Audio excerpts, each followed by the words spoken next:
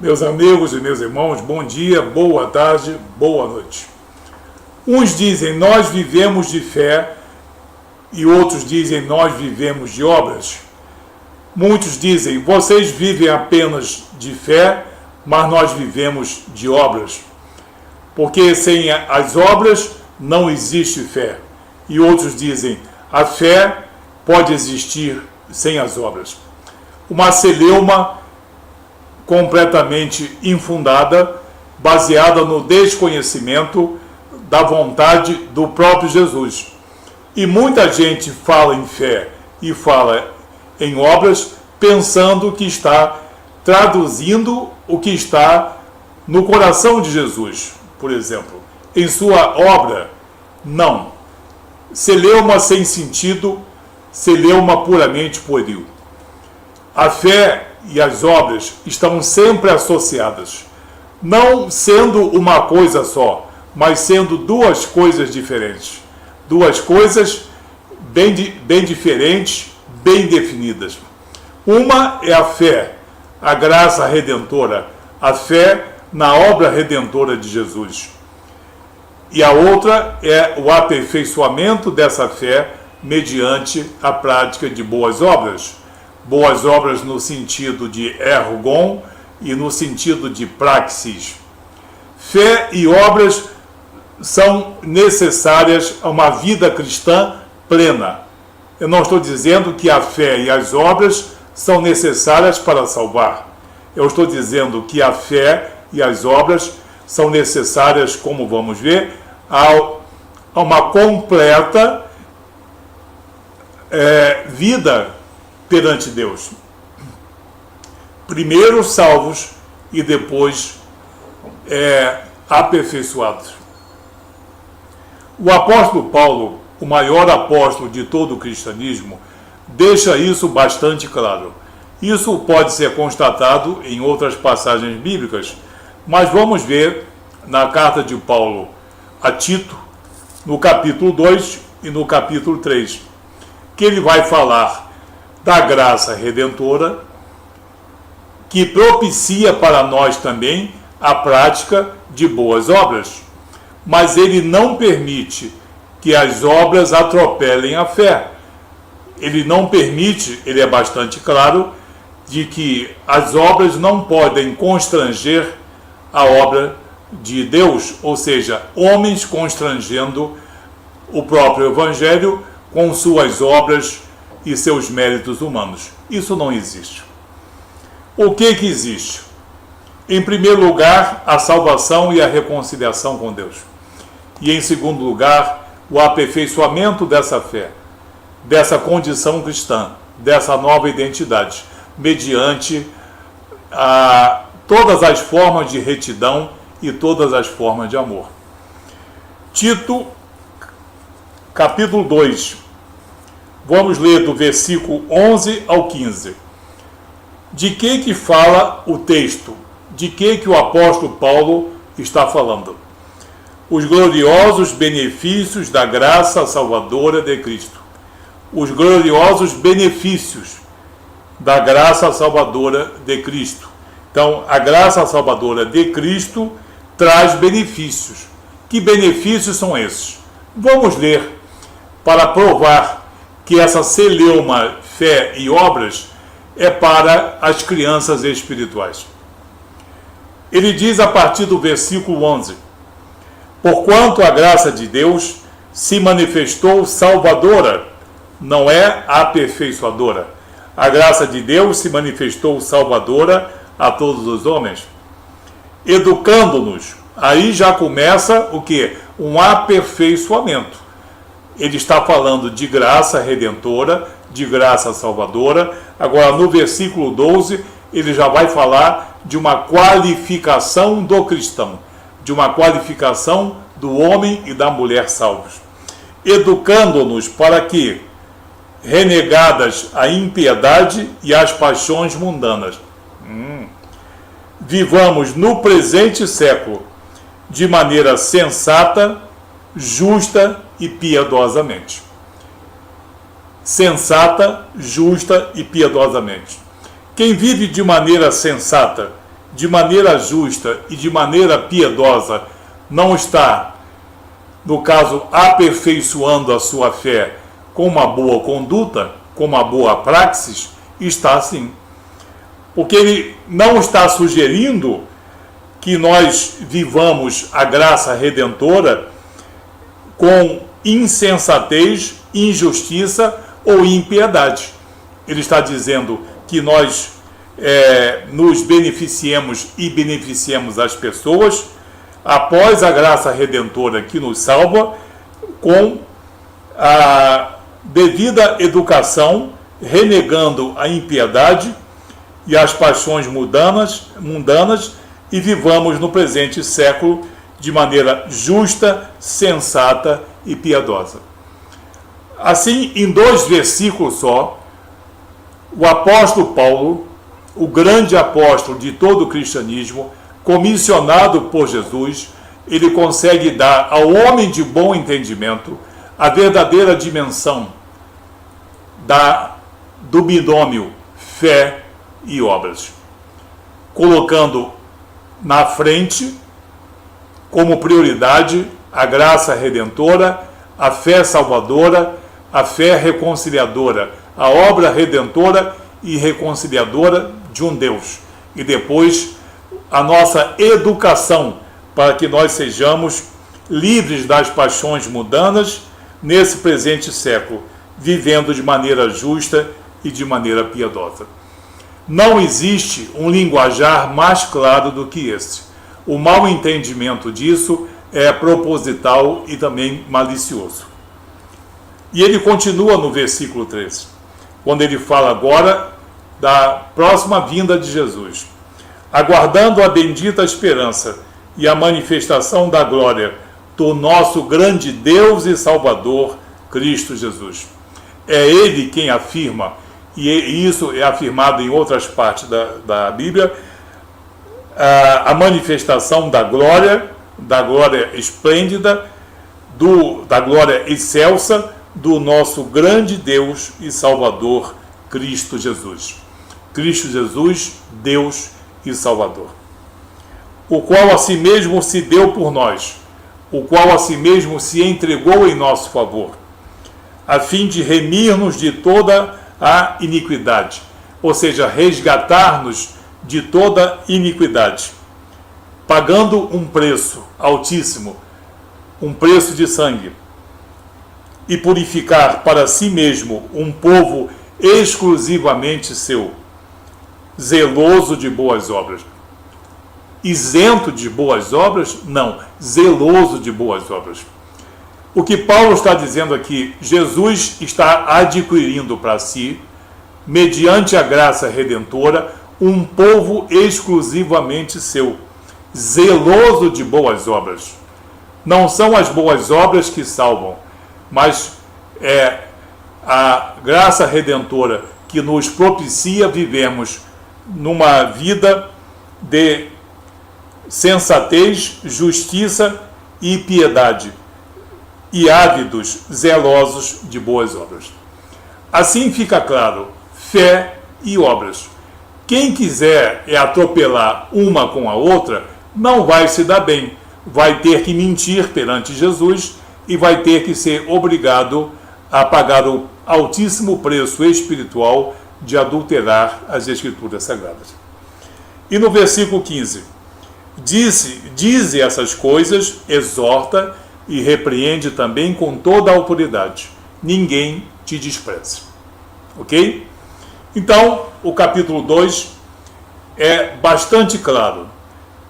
Os benefícios que são trazidos à nossa vida e à vida de outras pessoas, depois que nós somos contemplados com a graça salvadora de Cristo, vivendo de maneira piedosa, justa e sensata, e ávidos, zelosos pelas boas obras.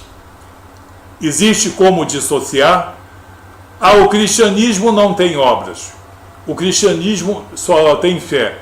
Olha aqui a verdade, desmentindo aqueles que querem trazer confusão. Não a nós cristãos, mas aqueles que estão ávidos pela verdade e pensam que o homem possa, com seu virtuosismo, afrontar a Deus. Isso é humanismo, isso não é cristianismo. E no capítulo 3, o apóstolo Paulo vai também reforçar mais ainda o valor da fé e o valor das obras, não deixando, mais uma vez, que as obras atropelem ou sufoquem a graça redentora, a fé em nosso Senhor Jesus Cristo, nosso Deus e Redentor. No capítulo 3 de Tito, eu vou ler a partir do versículo 4, do versículo 4 ao versículo 8, que é o suficiente. Quando, porém, se manifestou a benignidade de Deus, nosso Salvador, e o seu amor para com todos, não por obras de justiça praticadas por nós. Aí ele já põe-se a diferença muito grande. Ninguém pode falar em salvação por obras, porque o apóstolo aqui está dizendo salvação por meio da benignidade de nosso Deus e Salvador, não por obras de justiça praticadas por nós, mas segundo a sua misericórdia, ele nos salvou, mediante o lavar regenerador e renovador do Espírito Santo, que ele derramou sobre nós ricamente por meio de Jesus Cristo, nosso Salvador. Ok? Fica bem claro aqui a preeminência da graça redentora, da obra de nosso Deus e Salvador, e a exclusão das obras, nitidamente documentada publicamente, mundialmente, como sendo causadoras de qualquer salvação. Isso não é cristianismo. O cristianismo não suporta salvação pelas obras, porque isso está documentado para exame público. A fim de que justificados por graça, aí a ênfase, a fim de que justificados por graça, não seria por obras humanas? Não, ele diz aqui, justificados por graça, nos tornemos seus herdeiros, segundo a esperança da vida eterna. Só terá vida eterna, em gozo celestial, aqueles que atentarem para a obra redentora de nosso Deus e Salvador Jesus Cristo e devidamente aperfeiçoarmos na prática das boas obras, como nós vimos aqui, o zelo proposto pelas boas obras. Não boas obras salvadoras, salvíticas, mas boas obras como desenvolvimento da nossa fé, enriquecimento da nossa fé. Fiel é essa palavra, e quero que no tocante a essas coisas faças a afirmação confiadamente, para os que têm crido em Deus, sejam solícitos na prática de boas obras, para que os que têm crido em Deus para a salvação, os que têm crido no sangue remidor de Jesus para a redenção, sejam solícitos na prática de boas obras. Aonde está o desdém às obras? Aonde está o desprezo às obras? Vamos perguntar a 7 sábios nesse mundo, aonde eles leram que Jesus Cristo apenas salva e dispensa as obras em nossa vida. Isso não existe. Eles ficariam de saia justa. Essas coisas são excelentes e proveitosas aos homens. Amém? Então nós vemos assim a clareza com que o apóstolo Paulo fala da graça redentora e do benefício que traz. Por quê? Quem é salvo pelo sangue remidor de Jesus, quem é salvo pelo sangue remidor, pela obra de um Salvador, adquire uma nova identidade, tem uma regeneração, tem uma palingenesia, como está aqui em Tito 3, 5 e 6, uma regeneração, um novo nascimento. Um novo nascimento sendo uma nova criatura, adquirindo uma nova identidade. E essa criatura cristã, povo adquirido por Deus em Jesus para si, ele será zeloso de boas obras. Uma coisa em primeiro lugar e obras em segundo lugar. E dando ênfase a isso, vamos ver outro apóstolo, Pedro. O nosso amigo Pedrão, ele diz na sua segunda epístola, no capítulo 1, a partir do versículo 5. Olhem bem o que o apóstolo Pedro diz, endossando o apóstolo Paulo. Por isso mesmo vós cristãos, vós que fostes salvos na obra redentora de Jesus, reunindo toda a vossa diligência, quer dizer, tendo todo o vosso cuidado e zelo, associai com a vossa fé a virtude. Associai com as vossas obras a virtude ou associai a fé? Não é isso que ele diz. Associai com a vossa fé, na graça redentora, a virtude. Melhor dizendo, as virtudes. E com a virtude, o conhecimento. E com o conhecimento, o domínio próprio. Com o domínio próprio, a perseverança. E com a perseverança, a piedade. Com a piedade, a fraternidade. Com a fraternidade, o amor. Adicionai a vossa fé, com toda a diligência, em segundo lugar agora, o conhecimento, o domínio próprio, a piedade, a fraternidade e todo esse cortejo que o apóstolo Pedro nos explica tão bem. As obras e as qualidades humanas, morais e espirituais, nos fortalecendo na fé, que foi concedida do alto, por graça redentora. Não adianta tentar sufocar a obra de Jesus com obras e palavras humanas. E do 8 em diante diz uma coisa muito interessante, porque essas coisas existindo em vós e em vós aumentando. Então, essas obras elas precisam existir e elas precisam aumentar em nós. Nós temos que buscar todos os dias o aperfeiçoamento dessa fé nas boas obras, na retidão moral, na retidão espiritual, na oração, na devoção, na santidade, no jejum dos olhos, no jejum dos ouvidos, no jejum da boca, que em vós aumentando fazem com que não sejais nem inativos, nem, no caso, improdutivos, nem infrutuosos no pleno conhecimento de nosso Senhor Jesus Cristo. Aqui fica claro que somente as pessoas que têm o conhecimento da graça redentora e a devida posição das obras em nossa vida cristã são as que têm o pleno conhecimento da obra redentora de Jesus e o pleno conhecimento do nosso Deus e Redentor, nosso Senhor Jesus Cristo. Quem tenta criar uma fé pobre em obras não está entendendo a mensagem.